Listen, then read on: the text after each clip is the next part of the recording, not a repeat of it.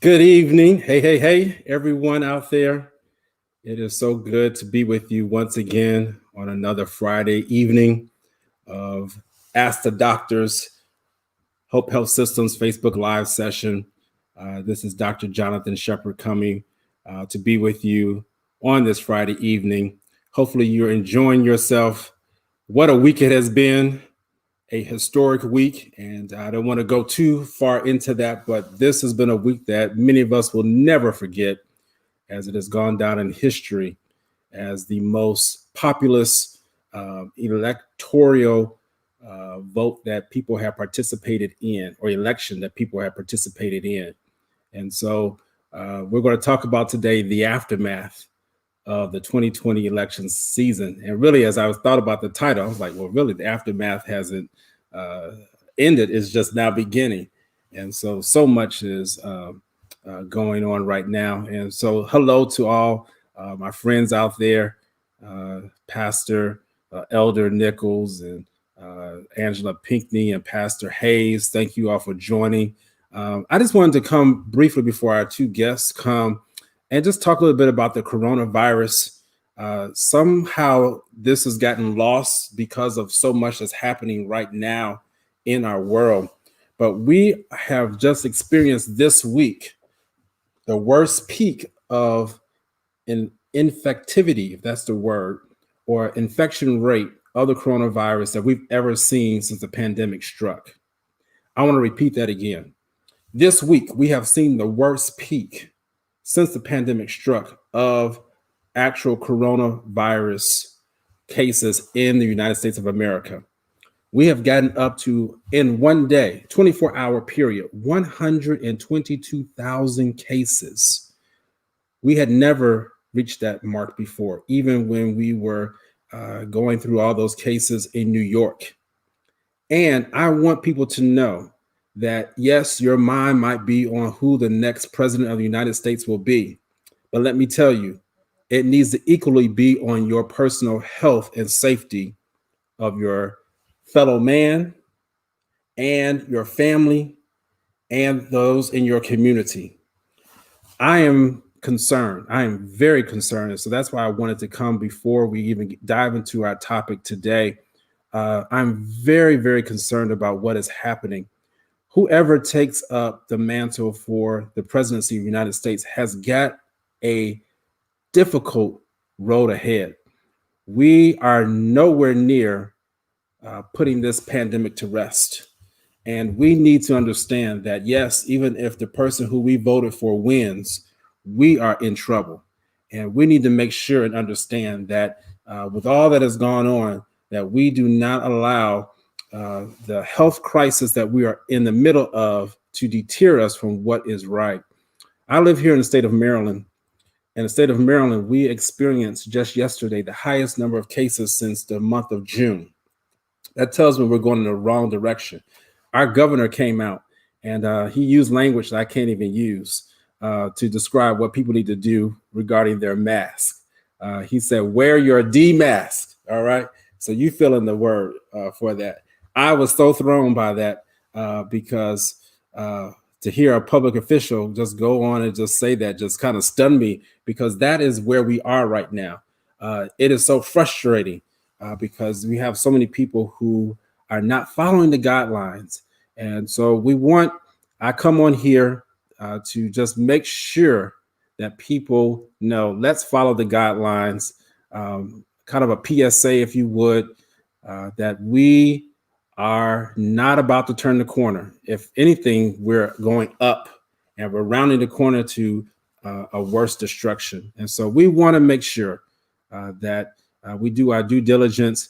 It's my responsibility. Social media right now is one of the biggest ways people are gathering their information. And so we want to make sure that you're gathering the right information, the facts. And so I appreciate everyone who's out there today. I appreciate everyone who was watching this replay. We have so many people who go back and watch the replays of our weekly sessions. And so I am appreciative to you. Please know Hope Health Systems is sponsoring this particular show. We are located in Woodlawn, Maryland, and we will do you some good if you are in need of direct mental health care services. All right, let's get to our topic. I'm excited. I got two people with me. They have been with me before on this show. If you are a regular watcher, you know who they are. And so I'm just going to bring them on and we're going to dive on in. I love them because they do not mince their words, and I'm not looking for them to mince their words today. All right, so let's bring on my brother, Cody Kelly. All right, how you doing, sir? I'm well, sir. How are you doing? I am good. And he does have his own podcast. It is what it is. And so he'll tell us about that toward the end. But I've been thankful to be on there, maybe 2 or 3 times? 3, and you will have many more opportunities, depending on what happens this week or next week or whatever. So I appreciate the camaraderie. And this is a great man, great family man. And let me bring on my sister. All right, Amanda Perkins, attorney Amanda Perkins. And so we are appreciative of her being with us today. And she was with us 2 months ago with Dr. Lakita Carter, and they just took over the show. I mean, just you got to go back and watch it. You got to go back. They took over the show, Cody. I mean, I sat there and they went back and forth. I mean, it was wonderful. That's what you want as a host. And I hope that we'll even have that same type of conversation today. So how are you doing, Amanda? I'm doing well. I'm well. It's good to be back here with you gentlemen. That episode was great. We just had amazing camaraderie. It was awesome. So thank you for that. I had fun. Absolutely. And we're going to have more even now, even though we're talking about such a controversial and such a emotional conversation that we're going to have, because it just evokes so much emotion. And I'm going to talk a little bit about even how it weighs on us emotionally and psychologically, since I am a mental health professional. But let me tell you, this has been quite a week. I literally had to check in with myself to make sure that I was okay. Someone's asking, what is the topic? The topic is the aftermath of the 2020 election season. And so that is what we're going to discuss today. And let me tell you, so I just want to get your raw opinion, your raw reaction as to how you felt this week. What things were you okay with? What things were you struggling with? Let's just start there, and we'll just kick it off from there. So, Cody, why don't you just kick it off? Sure. Thank you for having me. I mean, it's kind of expected. I had Joe losing Florida, right? But I did have him picking up Wisconsin, Michigan. I felt that he had enough fire behind him with enough campaign efforts, really seeing a lot of push from President Obama, even more than what he did normally for Hillary Clinton. So I felt that the potential of a Joe Biden presidency was a very real thing. I knew it was going to come down to either, an Arizona, a Texas, a Georgia, or a Pennsylvania. I still have hope that he'll win. He's up by 5,300 votes right now in Pennsylvania. But I wasn't concerned about obtaining the votes. I mean, I'm glad this has been the highest turnout of an election in over 100 years. I think they said over 70% of the electorate actually voted, which is impressive. There wasn't a drop off, it was actually an increase. But will we have a peaceful transition of power? That's I think the most alarming thing. And now, President Trump is talking about, this is a hoax. He's suing, states and electorates and basically creating a very hostile situation.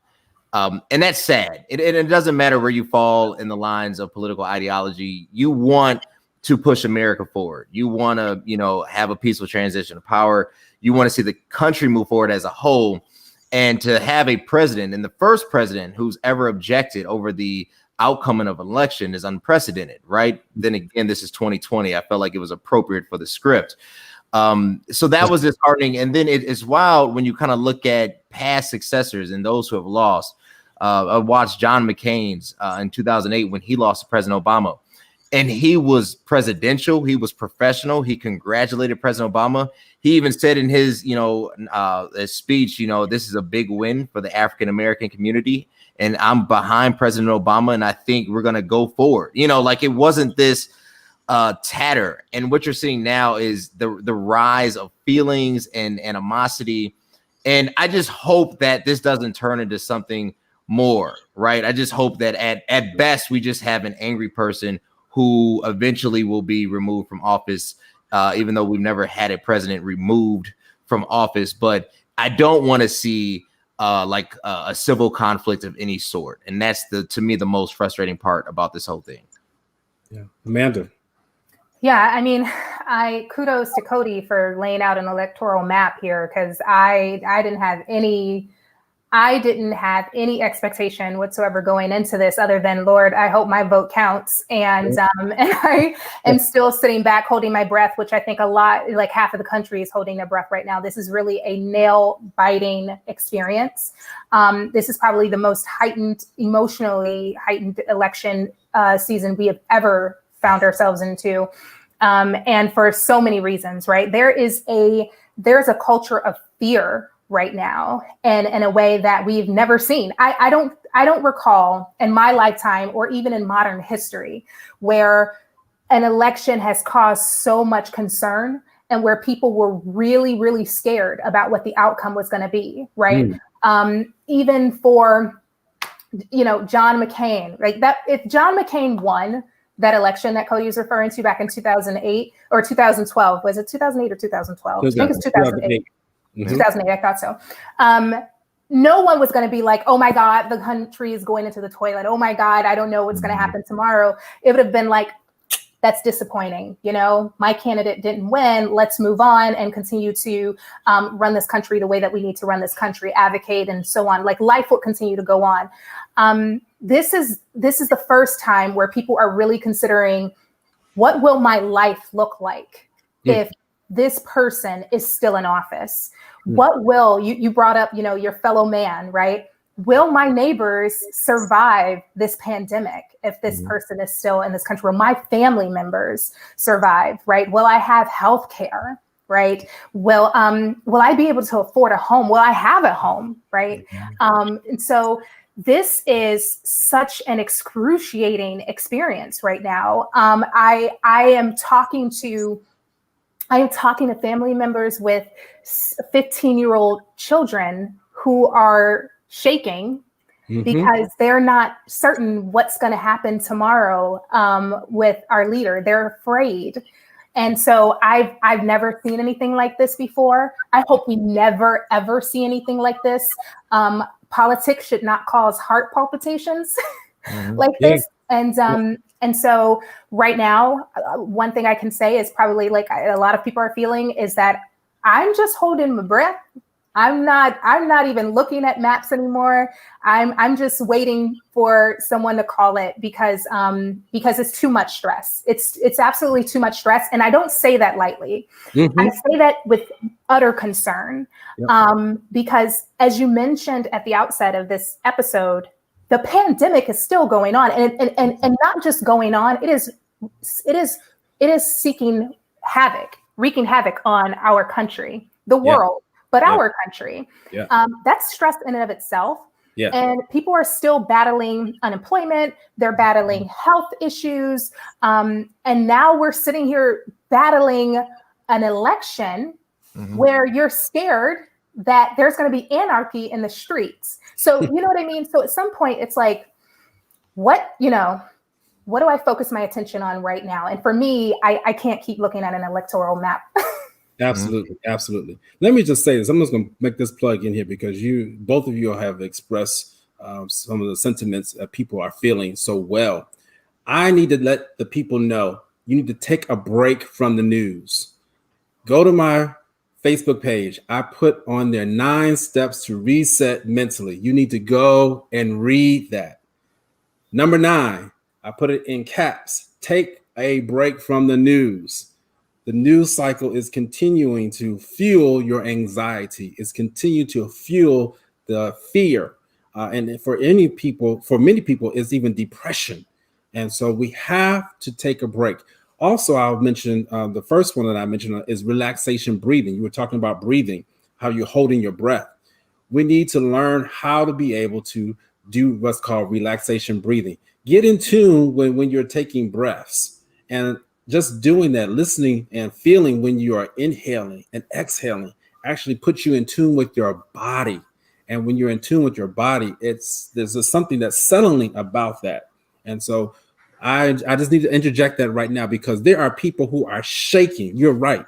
They're shaking, and not just like, in their boots, as they say. I mean, they are physically affected to where they cannot perform their duties, whether it be the mom, the father, the professional, whatever it is that you're called to do. And so we got to make sure that we relax. I just wanted to interject that right then and there. I typically don't do that on the show, but I think this is important because there is a disorder out there called election stress disorder, ESD, and it is real. I think we're going to see this in our diagnostic manuals coming up soon. So let's move forward here. So with all that said, I need to know what you all are thinking about the messages that are being sent, because this is very important. I need to know, what are you all thinking? Again, I know this is your opinion, but again, you're smart people. What message do you think that the voters sent to the U.S. Politicians, to their fellow citizens, and to even people living in different countries? So you can address all three, but there was definitely a clear. Well, I'm hesitant to say clear. There definitely was a message. Some of the messages were clear, some of them were not clear. But what were some of the messages that you feel, Cody, that was sent to the politicians, the citizens, and to people living in other countries? Well, I think first and foremost, people will vote if inspired to. Like I said, having the highest turnout in over 100 years, and even some are trying to fact check that, right? But that's the clearest records that we have. The second biggest thing is America is a very divisive country, but it's not in the traditional sense that we've always measured divisiveness. It's that people are not a monolith. When you start breaking down, you started to see, Mitt Romney captured 8% of black male votes. 2016, Trump had somewhere between 10 and 13. 2020, he ended up with 18%. So you're talking about an increase of 8 points, right? In Florida, Florida was that swing state that everybody wanted. Miami-Dade, Biden performed worse than Hillary. Latinx community, especially with Cuban men, voted 60% for the Republican Party. And and it really was the tie into this socialistic state. That was kind of the fear and that was thrown around in the messaging. When you start understanding that just because one might identify in a particular group or in a particular demographic doesn't mean that they're going to vote a particular way. You really have to go topic by topic and policy by policy and reach out to these subgroups. I was watching even before this, one of the and I don't want to use the word demographic analyst from the Biden campaign, but for lack of a better word, his name is Barrett. He is a Puerto Rican American, but he was explaining really the messaging and where the Democrats got it wrong, where the Republicans got it wrong with even, Latinx, and compared it to, the term Hispanic voter, and, just trying to build cohesion and understanding, and just some of his breakdowns and ethnicities and groupings of that nature. And I think sometimes there's this ignorant marker that just because you're this, that means you're going to do that. And it's not the case. And I think both parties have to wake up and realize that America really is a mixture of a lot of different things, right? And so what it showed is that you can have a president that has put together racist policies, has championed bigotry and divisiveness and all types of phobia and all types of just demagoguery, and yet yield a higher percentage in votes than his Democratic competition, right? From the male perspective, so I think we really have to understand that and understand why, and the two are not speaking together. And I think the third thing is the messaging is that America, as it has evolved, it's never really changed, right? We're still dealing with the original sins of America, from taking the land from the native indigenous people to slavery and the onset of it, the evolution of it, that is still so just embedded in the framework that you saw it. I mean, you literally saw, if you look at a map of an 1860 election and look at it now, it just kind of changed. You know, the blues, the Republicans then were the Democrats then were the Republicans. It just kind of changed.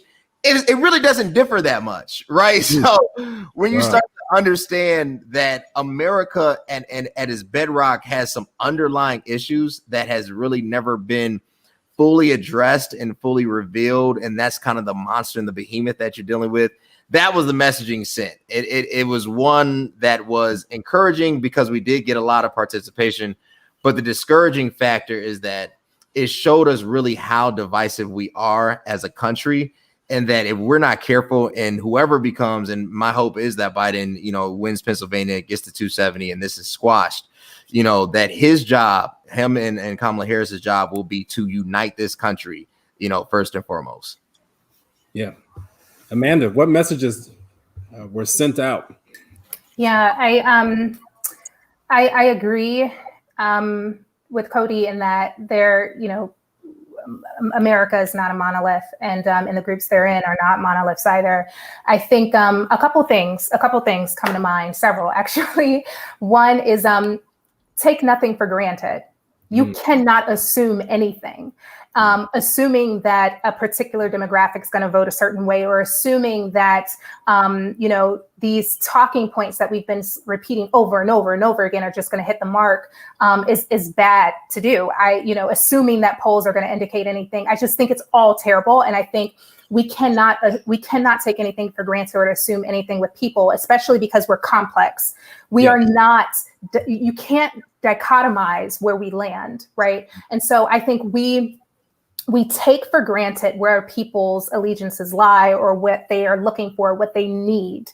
And so what I think this should teach us is that we need to listen more and speak a little less, right? Especially when you're in public office. Understand what people are telling you. What are they looking for? What do they need? Instead of constantly telling them what they need, what they should do. Right?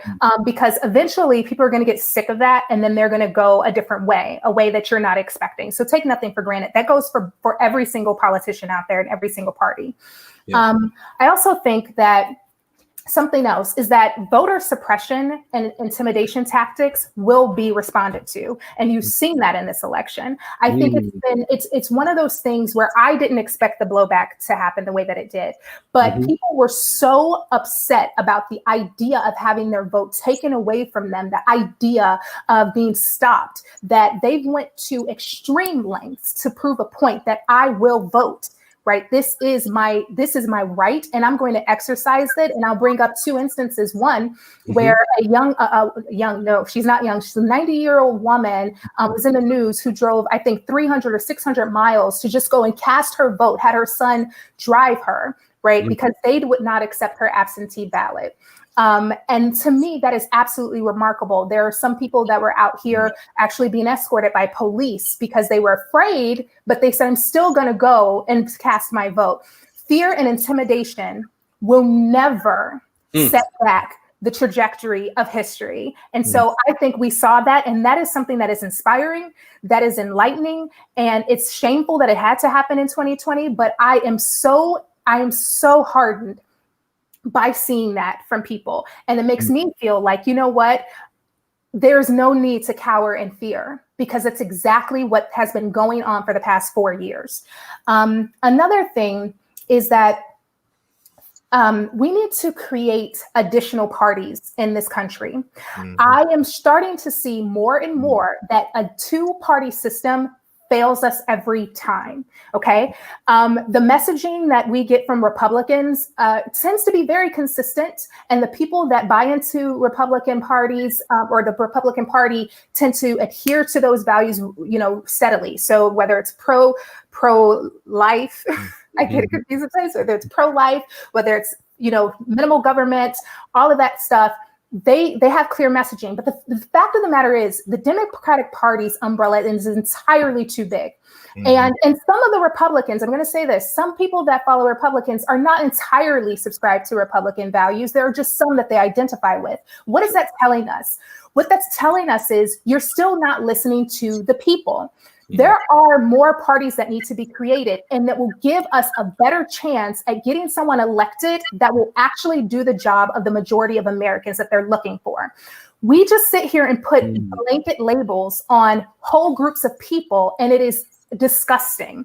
I think we're one of the only major countries that does this in terms of political parties. We really need to learn our lesson, and I really hope that we learn it soon. Otherwise, we're going to be on the edge of our chairs every single election season, trying to see which party wins, and neither party represents me.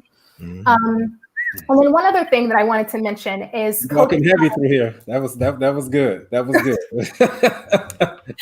Go ahead. One other thing, sorry, I got to going. One other thing that Cody mentioned I wanted to comment on, I agree and I disagree with, which is that we're heavily divided, and that there are some unresolved issues here in America. Listen, I think we're heavily divided because we have not resolved the one main issue in America, which is racism. And that is the undercurrent of this entire foundation, of the foundation of our country, right?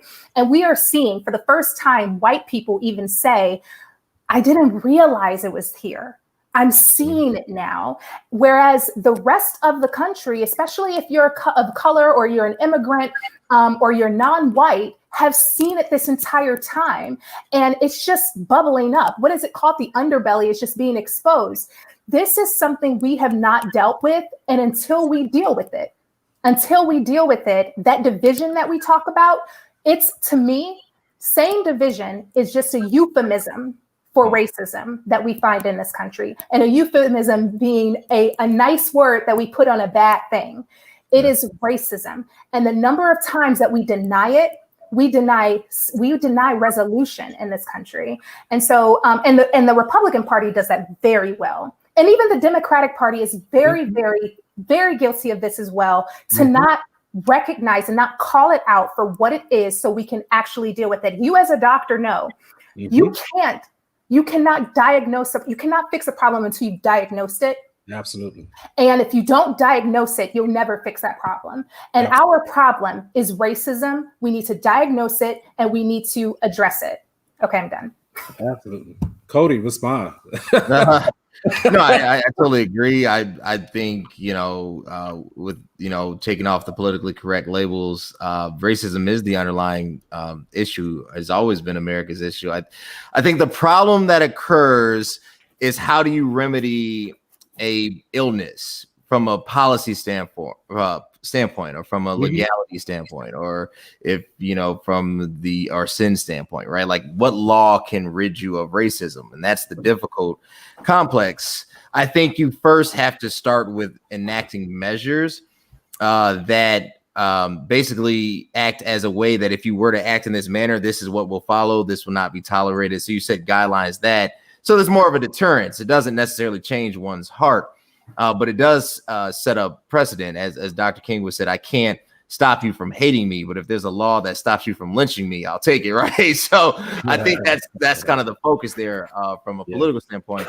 But and I've said this before, if you do not repair the damage that was done, since 1619, if reparations is never fully flushed out and is not even on the talking points, is not in the Lift Every Voice plan, is not in contract. Well, it's kind of in Contract Black America, but that's not really going to get adopted that much, right?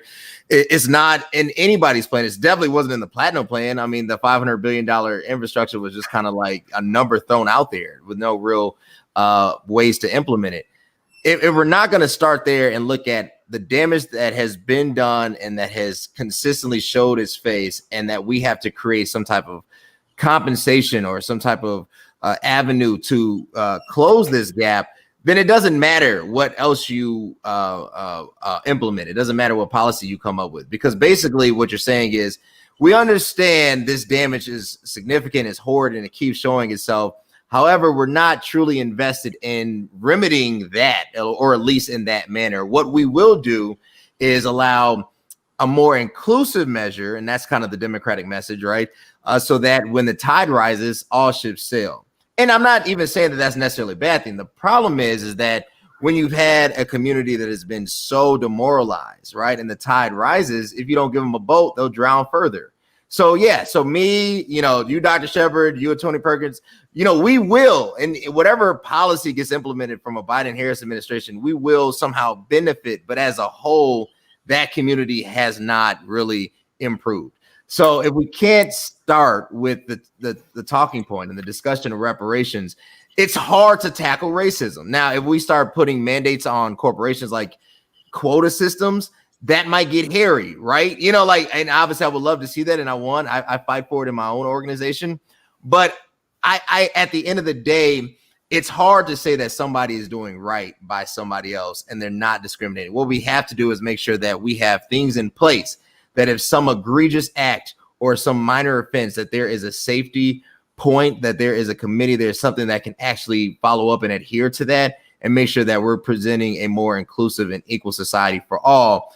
But I always say this, racism, the only way to truly start tackling it, we have to talk about reparations, and not in a way that's just in theory or in philosophical truth. But if there's no real measure to implement that, if I don't get my 40 acres and a mule, we'll always be Black in some way, shape, or form. Can I respond to that? So Cody and I have actually talked about reparations before, and so I agree with you. Yeah.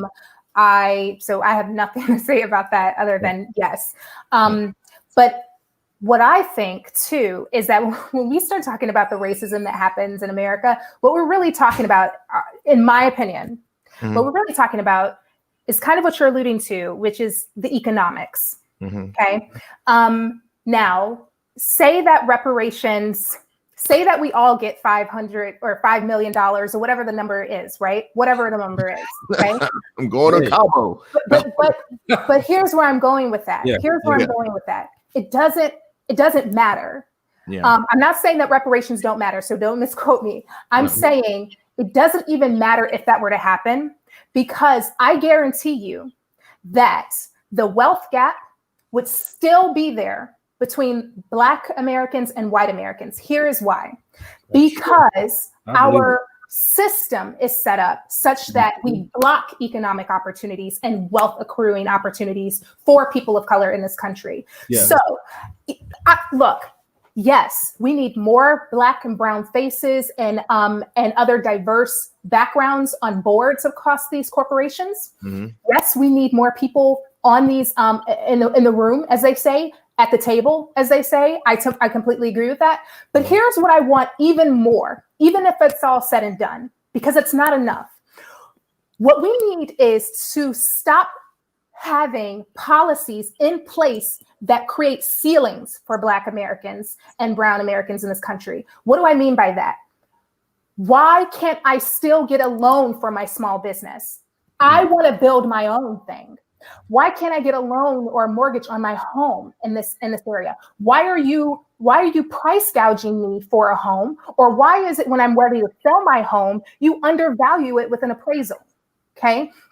Every step you take, almost every step you take in this country as a Black American and for several brown people, there's a stumbling block set up economically so that you can fail.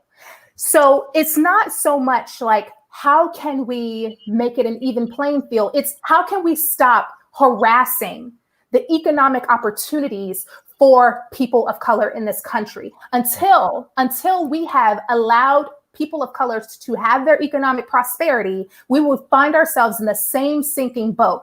And let me tell you, you brought up Martin Luther King Jr., which I think is a phenomenal reference.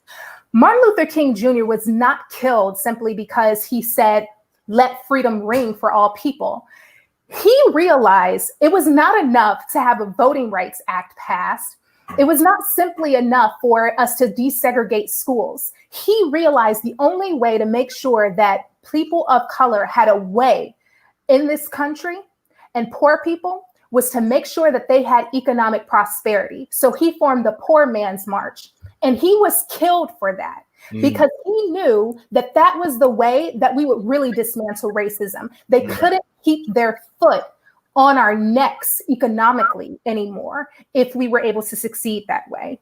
And again, every time we talk about economic prosperity, there is an issue. So that's just the one thing I wanted to mention about, racism in my view.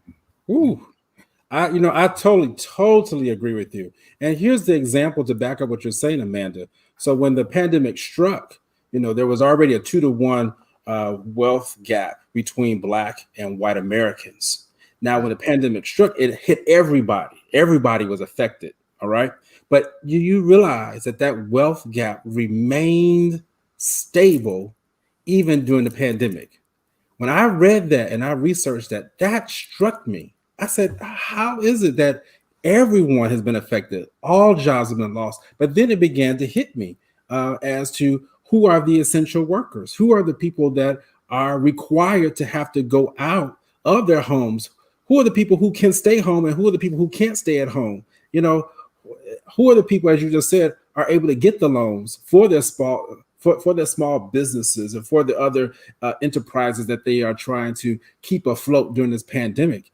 And then when you look at the unemployment rate, the employment rate continues to remain in double digits for Black Americans. Yeah. It has dropped, I believe, to about 6-7% for white Americans, but it's hovered around 13% for Black Americans. So I know that there are people out there who tout what the Trump administration has done for Black Americans, and he has done some good. You must admit that he has done some good for Black Americans. There are examples out there, but don't smile at me too hard. There are some examples out there, all right? Even if there's just one.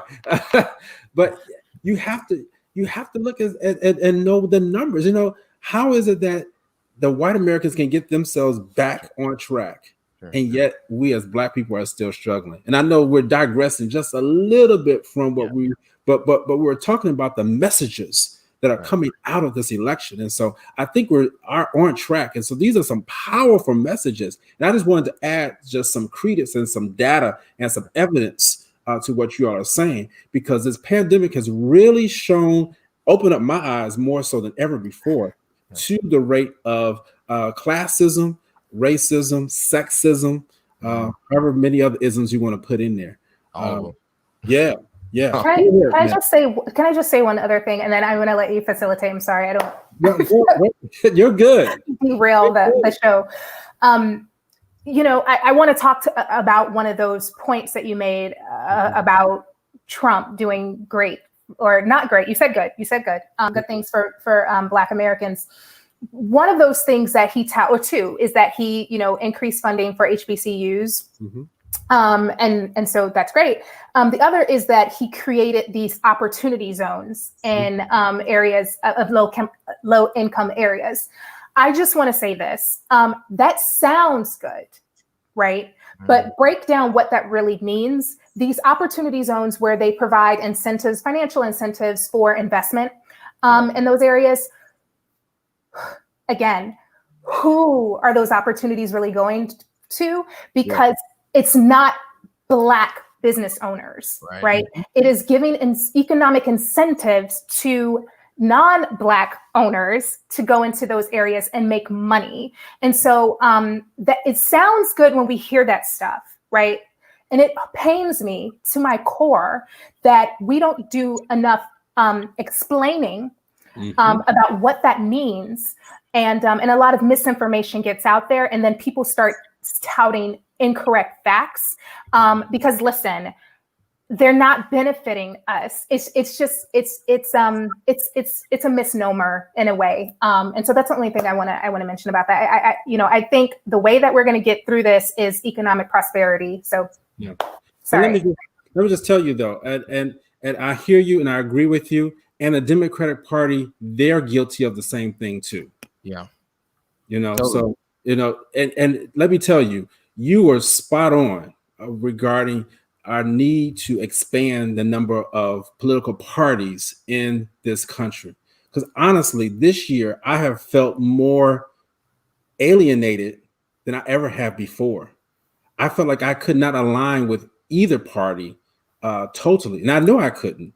But this year it was hard because there's just so many different things that I don't agree with this. I just, hey man, no, this is not right, And so we have to make sure that we are vocal in who we want in office, who can represent the majority. You're not going to find anybody who's going to represent all of your ideals, but the majority of your ideals. And so I really think that this election has opened up some of our eyes and has sent some strong messages. And I really hope that whoever the winner is will hear some of these messages and be able to move us forward as a country. Here's some of the things that there's two things that I'm going to like kind of like a lighter note, if you would, but two messages that really came out of this election for me. Number one, how you treat people in death will come back and haunt you in life. Oh, I want to hear more. How you treat people in death will come back and haunt you in life. John McCain in Arizona, wow, and John Lewis in Georgia. That thing has struck me so hard this week, and I've been waiting to say that.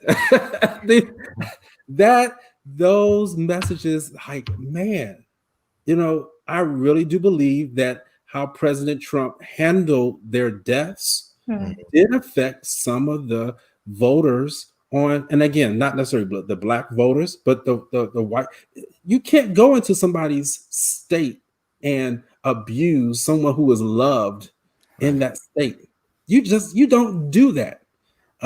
So yeah, how you treat a person in death, it will come back. It will come back and haunt you in life. And then the other thing that, and really we've heard this before, but this is really just been so good for me to understand that in this world of fast, I get it now, quick, in a hurry, that patience is what will win the battle every time. And that's the second message. I know that's not as insightful as maybe as the first lesson, but I tell you that thing about patience, really has struck a stronghold within me to say, I need to slow down. And really this year, and I just kind of felt a win right there when I said that. This year has really taught me that I need to sit down and reevaluate what is important in my life. And that patience is really something that will help me to kind of calm down. And that's one of the ways in which I've been able to even get through this week is with patience. And so I'm kind of just interjecting even right now, my whole mental health aura to kind of let people know, yes, I know you're anxious, you're excited, a lot of built up anxiety, but let patience. There is a scripture in the Bible that talks about let patience work its work inside of you. And so we have to make sure that during this time, let patience work. And when you're patient, what's going to happen? People are going to reveal their true character. And that is what we are seeing even now. We're seeing a person come off just the hinges almost. Now I'm talking more than I normally do doing my show. I just got to interject this, just from this mental health aura right here. So those are just some of the messages that I was able to come up with. Let's start to, as we draw into a close, what are some of the steps if you were working in the Trump administration or the Biden administration, either one, whoever is declared the winner, what are some of the steps that you would provide to the winner on how to be able to unite this country and how to be able to move forward? Because we have to move forward. And I am an optimist that better days are still ahead. I have to believe that better days are still ahead. So what are some of the steps that you would invoke, that you would say, hey, President, these are some of the things that we need to do to bring our country back together, to bring the Black Americans back on board with our party. I could go there with that. But anyway, I'll leave that. So I want you all to go ahead and answer. What are some of those steps that you would say to unite our country? So I think let's say whoever wins, Biden, Harris, I think that obviously the first thing and this low hanging fruit is, coronavirus is essential, right? Mask mandates, guidelines. I mean, we have to get this under control. You mentioned, Dr. Shepard, you opened up the show with how many American lives we've lost, right? And compared to other developed countries, I mean, we are really failing, and there's no excuse for it. Way below the bar. And we have lost precious time now. and now we have almost digged a terrible grave for ourselves. So that has to be first and foremost. The problem that is going to happen is that how do you do this and match it with the economic backing that has to happen? You can't just tell people stay at home without provision, right? Stay at home to starve, right?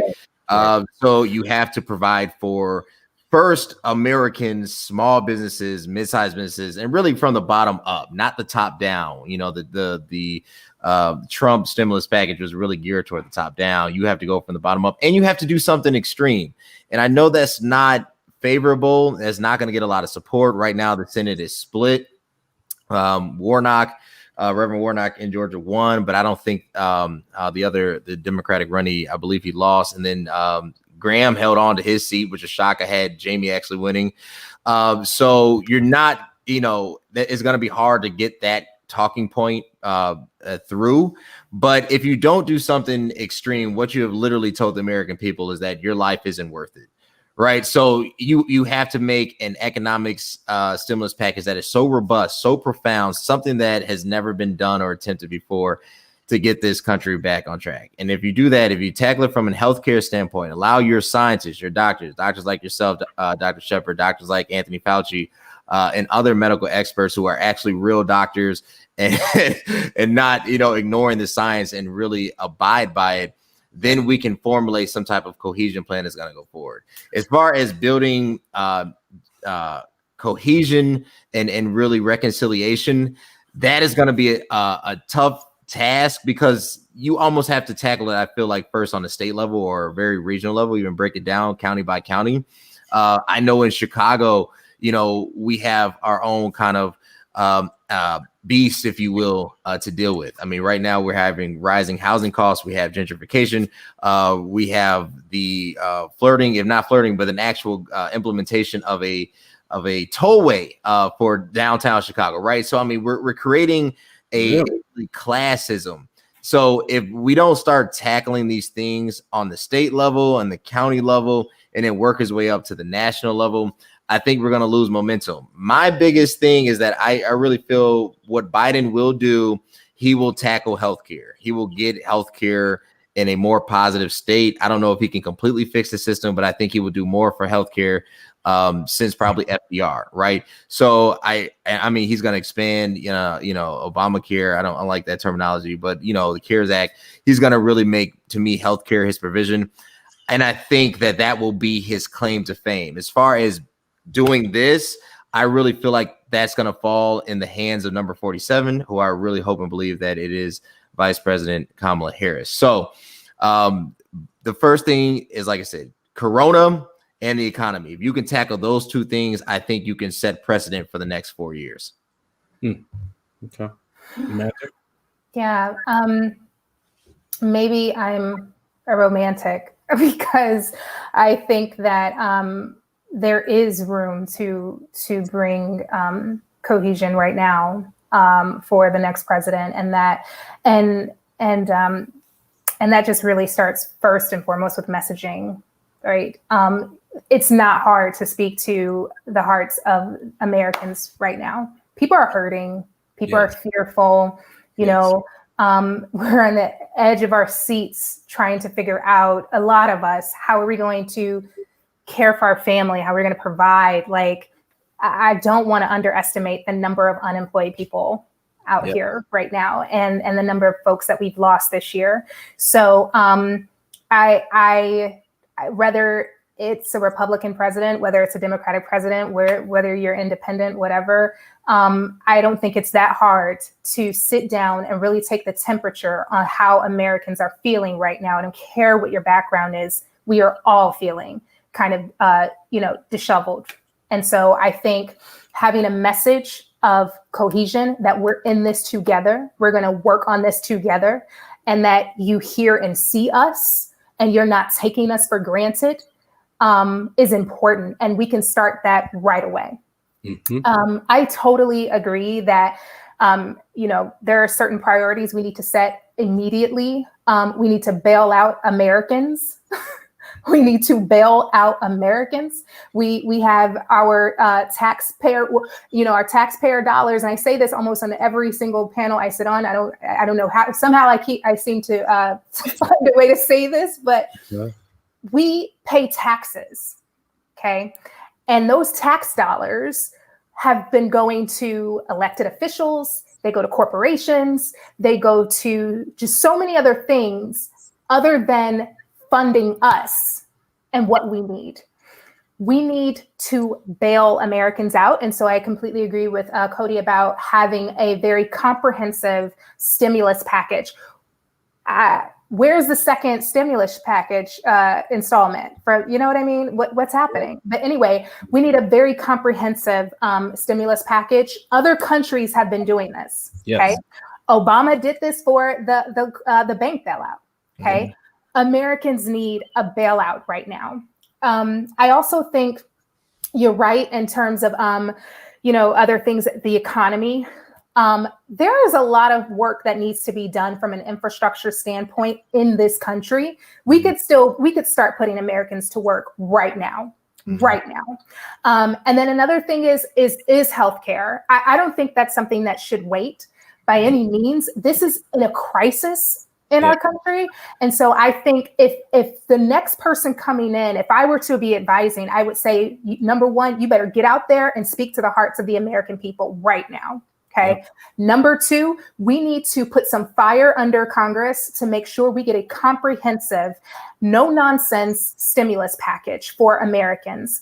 Number three, we need to start putting Americans to work right away. There are gaps to be filled immediately, including infrastructure. Okay. Our roads and tunnels and bridges are crumbling. Number four, we need to start talking about healthcare, especially for unemployed Americans who are not covered by healthcare at all. We can start moving on some of this stuff. And so those would be my four things if I were to be someone's policy advisor. Yeah. Well, and you could be. Absolutely. One of the things I have been touting over the last month, probably not 2 months, is that if we're going to move forward and being able to address many of the crises that are occurring within our own neighborhoods and own communities within the Black community, we have to have people who look like us, who represent us, who are out there pushing these agendas.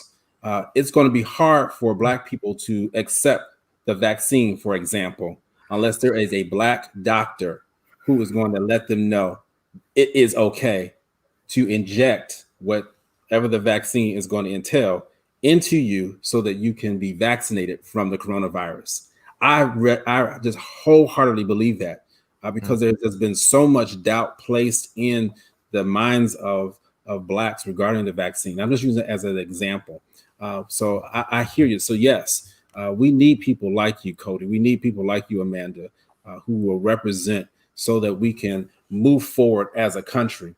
One of the last questions I had, and you really answered it, and you answered it in a way in which I don't want to make it controversial, but one of the questions that I had posed to our presenters today is, are U.S. citizens governable? Are they able to be governed? And it puts a little smile on my face, and it could cause even a little bit of controversy or angst. But yes, I do believe they are. We are people of habit, and of we are people who will follow leadership.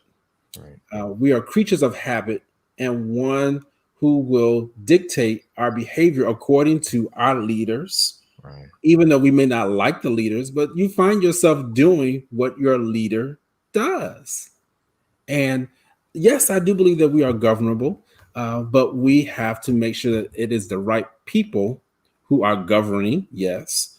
And believe that, yes, we have a lot of differences And what has happened is we have stirred up the pot of differences to where now people feel it is okay to utilize terminology and slander and whatever goes just goes. No, we are better than that.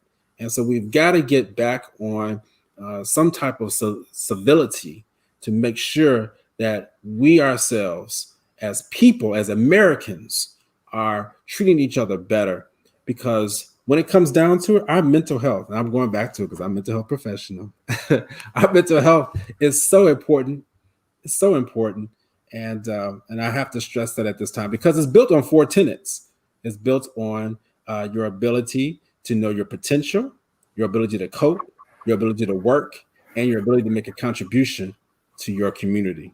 So any last minute words, I shouldn't say last minute, but parting words, Cody, Amanda, what do you want to just tell our audience? This has been awesome, whether or not you know it. The chat line has been just, the comment section has just been going. You really have showcased your brilliancy today. So I really appreciate it. And this has been worthwhile discussion. It's been very insightful. So in your parting words, just let us know how we can reach out to you, what you do as a profession, how we can stay connected with you, so that we can make sure that when the time rolls around, we can say we knew them back then. I guess in my parting words, I would say I'm hopeful for America. I'm hopeful that we will, as Abraham Lincoln stated, appease or appeal to our better angels. We have a long road ahead, and we have a lot of work to do it. But I believe we have a generation of individuals that are committed toward that work and want to see a better America for everybody, right? And we understand it will not be perfect, but it can be a whole lot better. So that's what I'm hopeful for and praying for as well. As far as connecting with me, it is what it is. It's Mondays, 6:30 p.m. Central Standard Time. No longer being serious. That's the is what it is mantra. But you follow me on IG at CVMK 33. Obviously, I'm not as talented as the good doctor or Attorney Perkins when it comes to these issues. I try to keep it funny and light. But for real, I think that America is going to be okay. But like anything, this is a process we're going to have to adhere to. And we should expect some bumps in the road, but I really believe we will get there safely. Got it. All right, Amanda.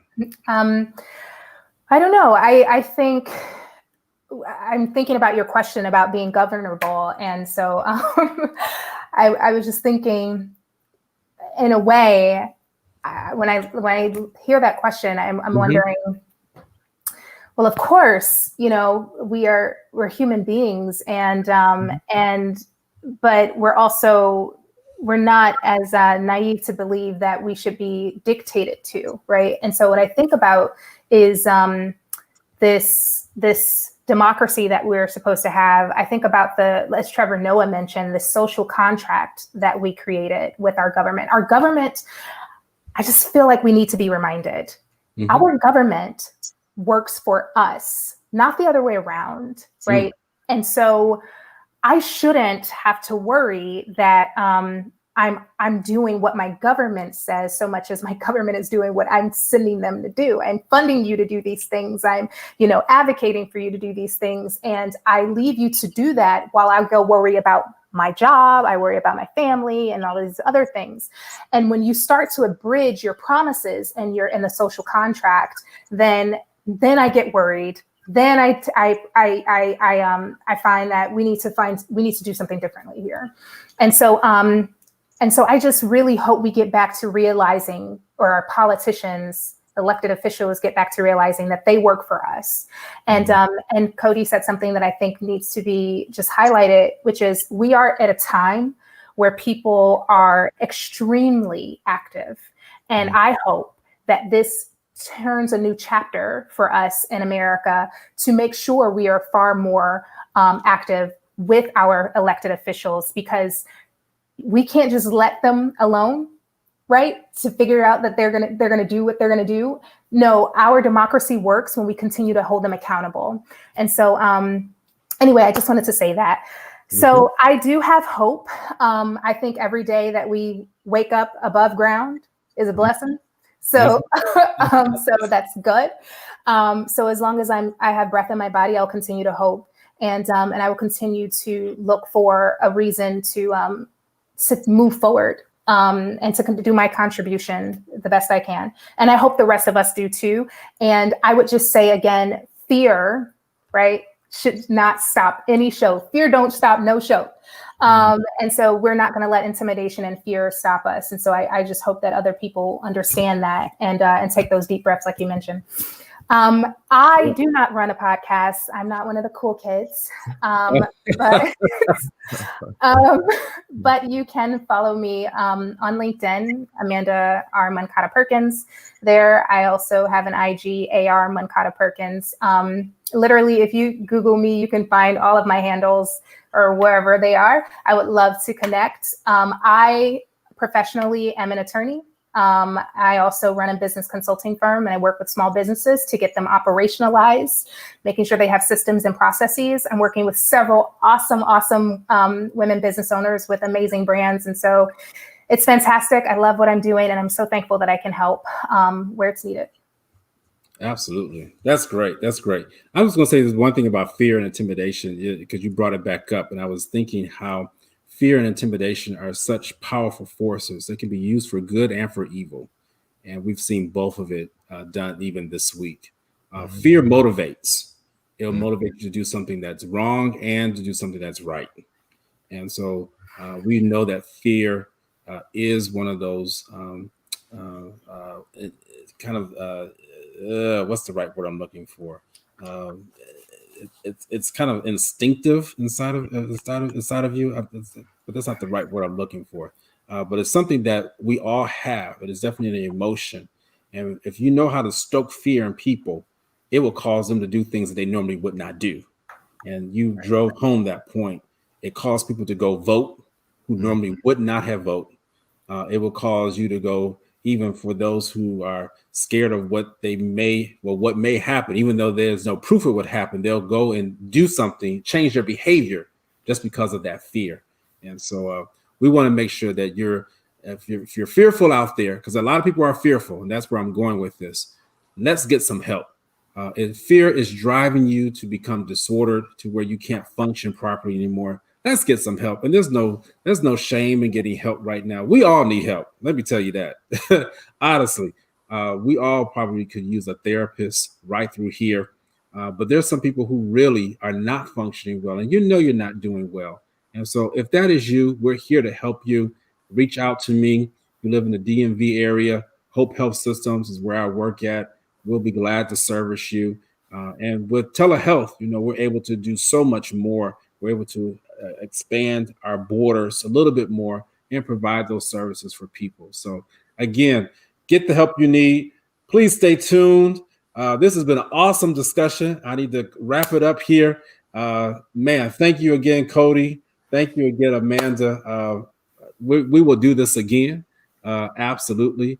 And man, I just wish God's choicest blessings upon you all and for your career, for your profession, and for your families. And so, again, these are some of the brightest people, the brightest Black men and women that stand right before us. So look out for them, world.